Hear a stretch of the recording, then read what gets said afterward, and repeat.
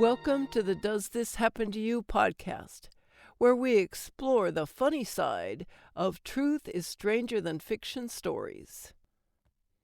Our story this week is from Jean Campbell, who you'll find on medium.com, and here is Leaving the House While Old, a study in reverse engineering. Do you recall the breezy days of youth when leaving the house was a single-step process similar to falling off a log? "I'm going to Debbie's house," you'd yell halfway out the door. Winter or summer, you fled with little thought. You had to be reminded to wear your coat, hat, or galoshes. You lost track of time, and all you carried with you was nothing.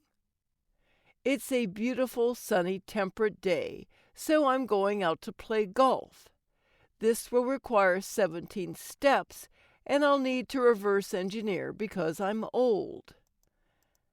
An outing at this age is like putting a rocket ship into space, but with a reluctant ragtag mission control consisting of my spouse, who wants nothing to do with it, chihuahuas, and a cat sizzling with indifference. Backwards. As many people know, reverse engineering is mostly done by engineers because it is complicated, dangerous, time-consuming, and extremely boring. Engineers are guys who build bridges and other stuff. Sometimes they let women do it.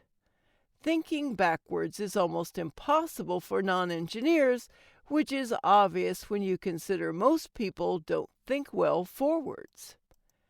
Thinking in reverse is harder than doing a back handspring, diving backwards, or deciphering the hidden satanic messages in albums played backwards. For example, before I could consider the first 16 steps, I had to calculate how long it would take from the time I shouted, "I'm going to play golf," till I flipped the car's ignition switch. When I was young, I decided to go somewhere, and like Jack Flash, I was behind the wheel, but now I step into some kind of Bermuda Triangle in the driveway, and my car clock says 14 minutes have passed. Science had discovered an equation to help olds calculate this.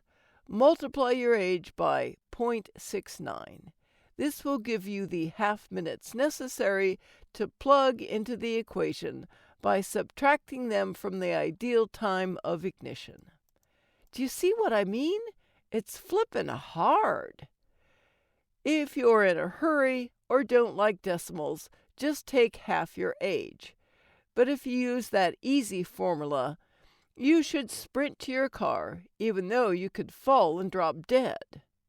Leaving the house. I am 58, so it will take me 29 half minutes from the time I decide to leave till I'm in my car. That's 14 and a half minutes. So I need to walk out the front door at 12:01. I'm exhausted, and I still need to reverse engineer all the rest of it. Lock both doors, then recheck twice. Put golf clubs in trunk. Put on sunscreen. Make sure I have all 3 pairs of glasses. Find my golf clubs. Have lunch so my blood sugar doesn't plunge into a metabolic Grand Canyon. Brush remaining teeth. Tell someone where I'm going. Berate self for not taking golf lessons. Try on 4 hats and pick the least politically offensive one. Write Medium article about how my privileged existence is such an ordeal. Make sure my phone and ID are in my purse. Take an ibuprofen for pain. Take my midday vitamins for immortality. Relate everything to how the world is going to hell in a handbasket. Do all the NYT word puzzles. Check my work assignments and see how long I can delay them. This is why retired people are constantly busy. I'm panicking. I only have 2 hours. Now, where the hell are the golf clubs? To make the journey into the outer world worth all this effort, I had to find the golf clubs. Eureka! I found them lying under a layer of sawdust and spider webs next to the wood splitter in the garage. The medication regimen. I decide to live dangerously and take everything at once. My fish oil to keep my heart going. Vitamin D because I am a vampire who cannot absorb sunlight, and a dose of magnesium just to be cool. I'm on the fence, but spring is bringing sinus headaches. I'd like to wing it and throw the bottle of ibuprofen into my purse last minute, but I can't risk it. I swallow 4 pills. That reminds me, I need to call the pharmacy. Visual cues. I need glasses. Golf requires distance glasses, but oh, you naive fool, don't fall for that trap. You'll end up staring at a menu. The other olds will whip out their granny glasses, and you will feel left out. You'll need sunglasses. You'll need your glasses repair kit and a magnifying glass. Genius. I've done most of the NYT puzzles, but genius is eluding me, even though I found the word devaluate. What more do they want of me? Now my family text chain / sadistic cult of hyper-competitive wannabe Ironman triathletes has found a new word puzzle, some beta called strands. I'll need to put aside half an hour for that because I have to win. Pure geezer comedy gold.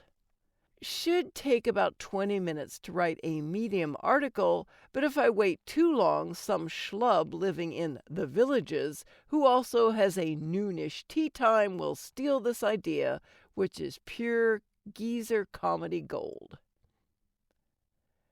How many reminders does one spouse need? I told him I was playing golf today. The only danger is I could drive into a ditch after swerving to avoid a deer on the 9-minute drive to reach Balboa Golf Course. I'll be surrounded by people the whole time, and I'm taking a lot of meds with me. So far, he's proved he can be left by himself during daylight hours. I'll just text him once.